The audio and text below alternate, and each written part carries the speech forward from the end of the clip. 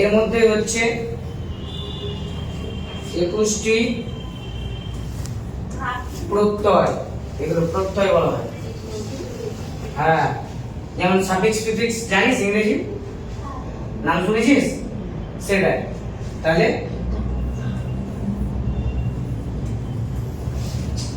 সুবন্ত পদ হলো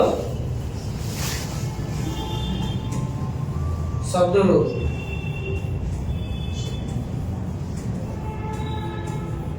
ঠিক আছে, তো সুবন্ত পদম শব্দরূপম, সুপ তিঙন্ত পদম। তো পদ মানে সুপ তিঙন্ত পদ, যেখানে সুপ ও তিন দুটোই আছে। দেখ, সুপ বলতে শব্দরূপ, তিন বলতে ধাতুরূপ। তি তন্তি সি থ থ মি বহম তে তেলতে সে কে দেবে মে। হ্যাঁ, আমরা যেগুলো পড়ি গুলো ধাতুরূপের প্রত্যয়।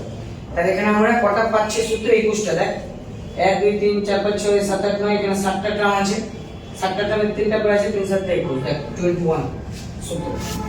ঠিক আছে, তাহলে সূত্র পেলি a square plus b square যেমন পড়িস তেমন এটা সূত্র।